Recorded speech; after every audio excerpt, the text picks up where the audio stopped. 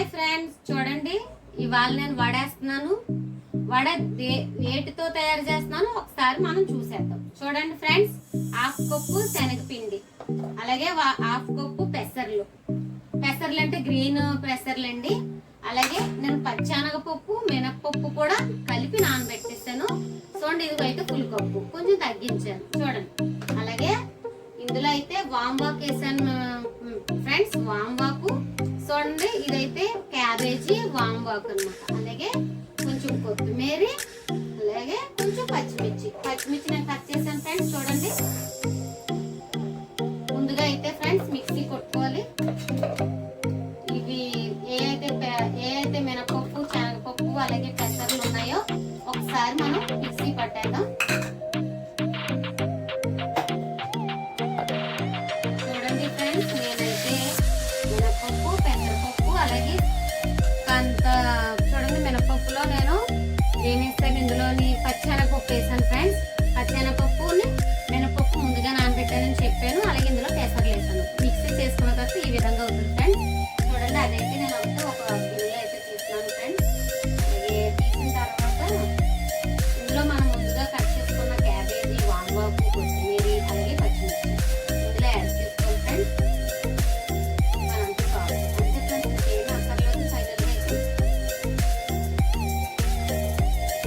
చూడండి ఫ్రెండ్స్, నేనైతే శనగపిండి వేసాను ఇందులో. అలాగే కట్ చేసుకున్న పచ్చిమిర్చి క్యాబేజీ వాంబాకు అలాగే కొత్తిమీర అలాగే ఇవన్నీ వేస్తున్నాను ఫ్రెండ్స్ నేనైతే.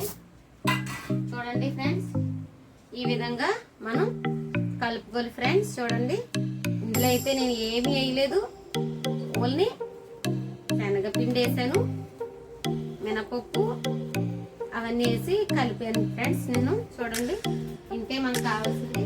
లాస్ట్లో ఫైనల్గా అయితే తగినంత సాల్ట్ కంపల్సరీ యాడ్ చేసుకోండి ఫ్రెండ్స్.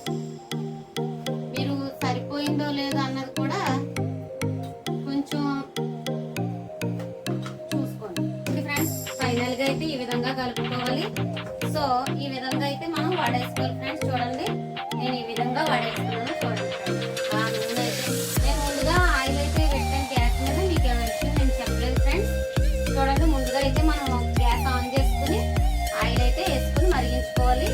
నేను ముందుగా పెట్టడం వల్ల ఆయిల్ కూడా మరిగిపోయింది ఫ్రెండ్స్. వడ అయితే నేను ఈ విధంగా వేస్తున్నాను.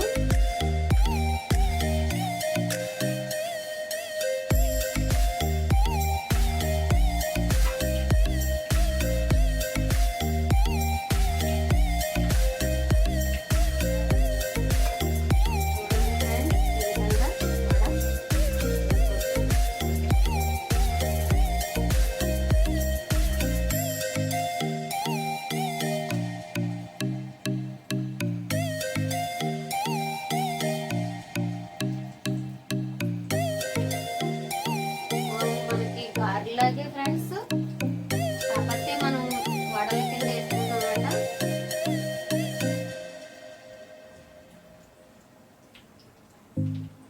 చూడండి ఫ్రెండ్స్, కవర్ మీద వడ వేసుకోవాలి ఫ్రెండ్స్. నేను ముందుగా అయితే ఆయిల్ అయితే నేను ముందుగా వెలిగించాను ఫ్రెండ్స్.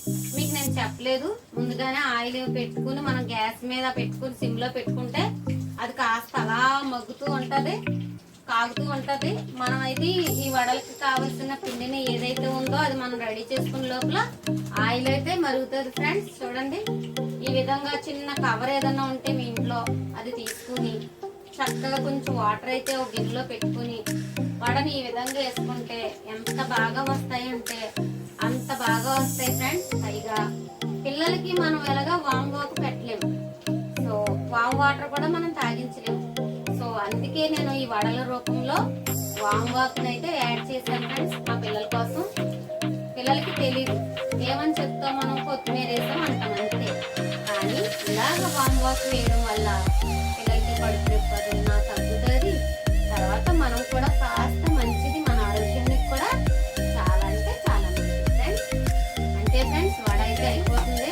ఫైనల్గా అయితే ఈ విధంగా వేగే వరకు మనం నూనెలో అయితే ఉంచుకోండి ఫ్రెండ్స్. ఏంటి వడలో కనీసం నేను ఉల్లిపాయ వేయలేదు, అల్లం వేయలేదు అనుకుంటున్నారా? అవేమీ అక్కర్లేదు ఫ్రెండ్స్. క్యాబేజీ అలాగే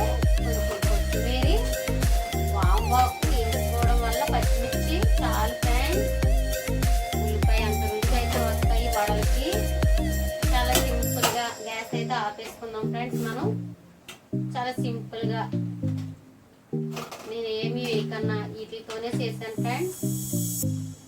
ఇలా వాము మనం తినడం వల్ల మనకి చాలా ఆరోగ్యానికి చాలా అంటే చాలా మంచిది ఫ్రెండ్స్. అందుకే నేను ప్రతిదీ కూడా మీకు క్లారిటీగా చెప్తున్నాను. నేను కనీసం ఇందులో సోడా కూడా యాడ్ చేయలేదు ఫ్రెండ్స్, ఓన్లీ సాల్ట్. చూడండి ఫ్రెండ్స్, ఫైనల్గా అయితే ఈ విధంగా వేడి వేడిగా వడలు రెడీ. నచ్చితే మీరు కూడా ట్రై చేయండి.